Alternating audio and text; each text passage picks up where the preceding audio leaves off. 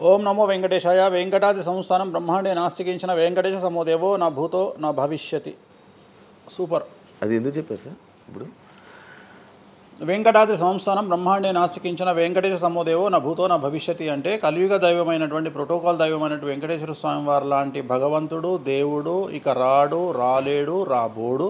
అలాగే ప్రపంచం మొత్తంలో తిరుమల లాంటి ప్రదేశము ఎక్కడా ఉండదు, అక్కడ ఉన్నంత మనశ్శాంతి ప్రపంచంలో ఎక్కడా ఉండదు అని దాని సారాంశం. దానికి ఇంటర్వ్యూకి సంబంధం ఏమైనా ఉందా? నేను ఫాలో అయ్యేది శ్రీ వెంకటేశ్వర స్వామిని, కామాఖ్య అమ్మవారిని. సో మనం ఏదైతే జనరల్గా మాట్లాడతామో ఆ మాట్లాడే సందర్భంలో ఈ జనరల్గా నాకు ఇప్పటి వరకు గత 20 సంవత్సరాల నుండి ఏ ఇంటర్వ్యూలో కూడా పేపరు పెన్ను ప్రిపేర్ అవ్వడము, పేపర్లు పెన్నులు పెట్టుకొని వచ్చి కూర్చోవడము అలవాట్లేదు.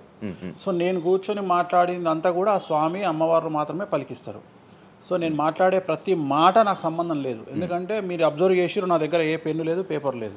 మీరు ఏం అడుగుతారో నాకు తెలియదు. నేను మీతో ఈ ప్రశ్నలు అడగాలని నేను ఇంతవరకు చెప్పలేదు. సో మీరు ఏం అడుగుతారో మీ ఐక్యూ లెవెల్ని బట్టి ఉంటుంది. సో నాకు ఆన్సర్ చేసేది స్వామి అమ్మవార్లు ఆన్సర్ చేస్తారు. సో అది చెప్పి ఇంటర్వ్యూలో కూర్చోవడం నాకు అలవాటు. సో ఏదైనా మీరే పలికిస్తారు అనేటువంటి బ్లైండ్ నమ్మకంతో, గుడ్డి నమ్మకంతో ఆ స్వామిని అమ్మవారిని నమ్ముకొని కూర్చుంటాను ఇంటర్వ్యూలో. సో నాకు అలవాటు ఏంటంటే కలియుగ దైవం, ప్రోటోకాల్ దైవం. మనం చూస్తుంటాం, మాకు రాముడు ఇష్టము, మాకు శివుడు ఇష్టము. వెంకటేశ్వర స్వామి వద్ద మాత్రమే డబ్బు ఉంటుంది, వేరే వాళ్ళ దగ్గర డబ్బులు ఉండవు. ఉదాహరణ, రాముడు ఉన్నాడు, సంవత్సరం నాడు ఒకటే రోజు ఆయన దగ్గరికి పోతాం మనం, అది శ్రీరామనవమి. శివుడు ఉన్నాడు, శివరాత్రి నాడు తప్ప ఎప్పుడూ పోము, కానీ ప్రతిరోజు వెళ్ళేది వెంకటేశ్వర స్వామి వారి దగ్గర.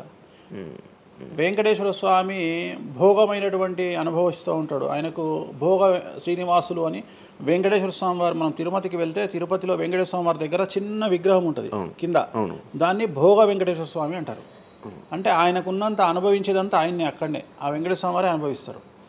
సో అందుకని ఆయనకు అంత లగ్జరీ లైఫ్ ఉంటుంది. సో లక్ష్మి కూడా వెంకటేశ్వర స్వామి వారి దగ్గరనే ఉంటుంది. అంటే మన కలియుగంలో ప్రోటోకాల్ దైవం అంటే వెంకటేశ్వర స్వామి. డబ్బును ఎంజాయ్ చేయాలి, డబ్బు రావాలి, లగ్జరీస్ అంటే వెంకటేశ్వర స్వామి. అందుకనే వెంకటేశ్వర స్వామి వారి మాట తీసుకొని మాత్రమే నేను ఇంటర్వ్యూని స్టార్ట్ చేస్తాను. మీకు డబ్బు రావాలి? ఎవరికి? మీకు. నాకు డబ్బు వచ్చింది ఆల్రెడీ, ఎనఫ్. ఎలా వచ్చింది? ఎలా సంపాదించారు? సంపాదించాలనే కసి ఉంటుంది కాబట్టి సంపాదిస్తాం. అంటే నేను ఎలా నమ్ముతా అంటే, ఒక సామెత ఉంటుంది, వీడి జాతకమే బాగుంటే వీడి జాతకాలు ఎందుకు చెప్పుకుంటాడు. సో నా జాతకం బాగుంది అని ప్రూవ్ చేసుకోవడానికి the first ever astrologer, range rover వాడేటువంటి జ్యోతిష్కుడు నేను ఒక్కనే ఇండియాలో. సో అన్ని లగ్జరీస్ లైఫ్లో ఎంజాయ్ చేస్తేనే వేరే వాడికి మనం మాట్లాడేటువంటి రైట్స్ ఉంటాయి అనేటువంటిది ఉద్దేశం నాది. ఓకే, ఎగ్జాంపుల్ చెప్తా. ఒక తండ్రి ఒక 10 ఫోటోలు, ఒక Tendulkar photo, Modi photo, Amit Shah photo, ఒక ప్రముఖ హీరోయిన్ నయనతార ఫోటో, లేకపోతే ఒక రేవంత్ రెడ్డి ఫోటో, చంద్రబాబు నాయుడు ఫోటో, ఇట్లన్నీ తీసుకెళ్ళి పెట్టి ఇంట్లోకి వెళ్ళి తన కొడుకును పిలిచి, ఈ ఫోటోల్లో నువ్వు ఎవరు కావాలనుకుంటున్నావు అని అడిగితే వాడు అక్కడ ఉన్నటువంటి ఫోటోల్లో ఏదో ఒక ఫోటో పిక్ చేసుకుంటాడు. కానీ ఏ కొడుకు కూడా నీలాగా కావాలనుకుంటున్నా నాన్న అని చెప్పాడు. ఆ సిగ్గు వీడికి ఉండదు, అలా పెంచగలిగినటువంటి తత్వం వీడికి ఉండదు. సో నేను ఆ టైపు కాదు. నా కూతురు కానీ నా కొడుకు కానీ నీలాగా పెరగాలి నాన్న, నీలాగా నేను ఒక రోల్ మోడల్ అయితే నాన్న అనిపించుకునేటువంటి పరిస్థితి ఉన్నది. మీ ఫోటో కూడా పెడతారు అక్కడ? పెట్టను, నేను అసలు పెట్టను. నా కూతురే ఇవన్నీ నాకు వద్దు అని ఇట్లా పక్కకు జరిపి నేను నీలాగా తయారవుతా అని చెప్తుంది నా కూతురు. So that is my aim. So aim కాదు, సక్సెస్. నేను ఇవాళ నా కూతురు నన్ను చూస్తే నా తండ్రి నాకు రోల్ మోడల్ అని చెప్తుంది. రోల్ మోడల్ అని చెప్పాలంటే అన్ని రకాలుగా ఉండాలి. మనము ఒక కూతుర్ని చూసుకునే విధానంలో ఉంటుంది, ఒక భార్యను చూసుకునే విధానంలో ఉంటుంది. అలాగే సామాజికంగా మనం మన కూతురికి ఏమి ఇస్తున్నామో, కొడుకుకి ఏమి ఇస్తున్నామో, సమాజంలోకి వాళ్ళని ఎట్లా వదులుతున్నాము అనేటువంటిది కూడా అది ముఖ్యమైనటువంటి విషయం. సో ఇవన్నిటికీ సంసిద్ధతను వ్యక్తం చేయాల్సినటువంటి పరిస్థితి, వీటిని తయారు చేయాల్సినటువంటి పరిస్థితి నా మీద ఉంటుంది. సో నన్ను ఫస్ట్ ఎవరు కూడా క్వశ్చన్ చేయడానికి వీలు లేదు. అంటే నా దగ్గరకు వచ్చేవాడు, వేణుస్వామి నీ జాతకం బాగుంటే నువ్వు జాతకాలు ఎందుకు చెప్పుకుంటావు. సో ఇప్పుడు నేను ఒక హీరోయిన్ని తయారు చేయాలి అంటే ఎలా తయారు చేయాలో నాకు తెలుసు. అంటే ఆమె జాతకంలో యోగం ఉంటే ఆమెను సూపర్ స్టార్ని ఎలా చేయాలో నాకు తెలుసు, ఒక హీరోని సూపర్ స్టార్ని ఎలా చేయాలో నాకు తెలుసు. సో ఎలా చేస్తారు మీరు? పూజలతోనే అయిపోతారా? పూజలతోనే అయిపోతారు.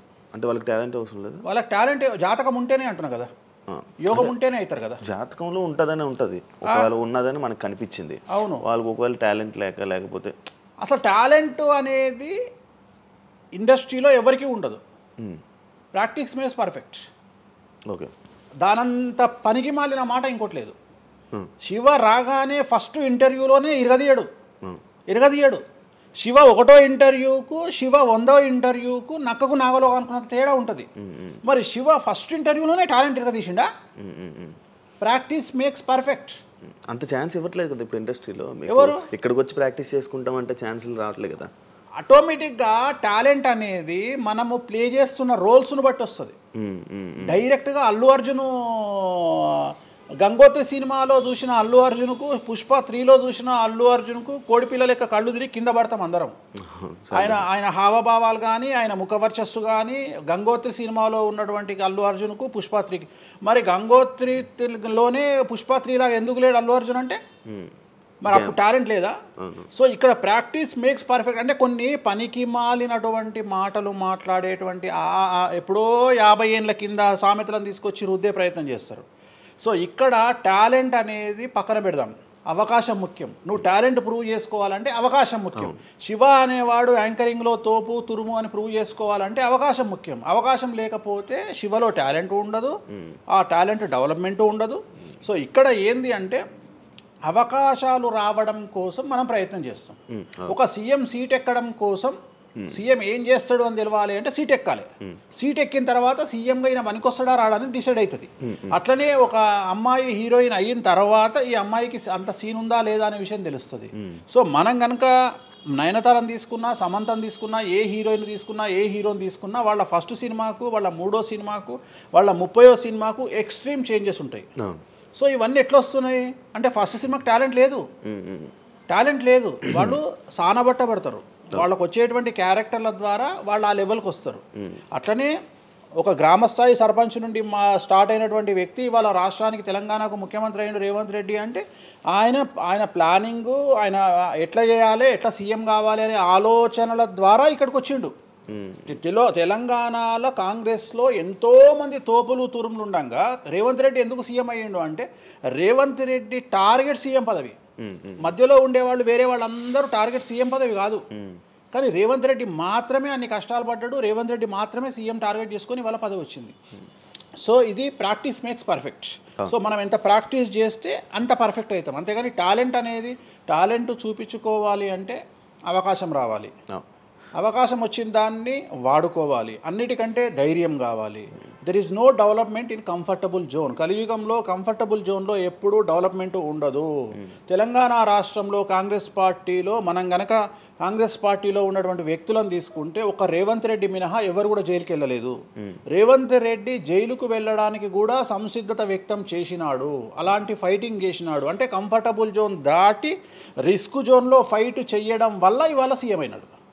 మిగతా వాళ్ళందరూ ఎక్కడనో దగ్గర భయపడ్డమో బాధపడ్డమో వెనకడిగేయడం వల్లనో వాళ్ళు అక్కడనే ఉండిపోయారు.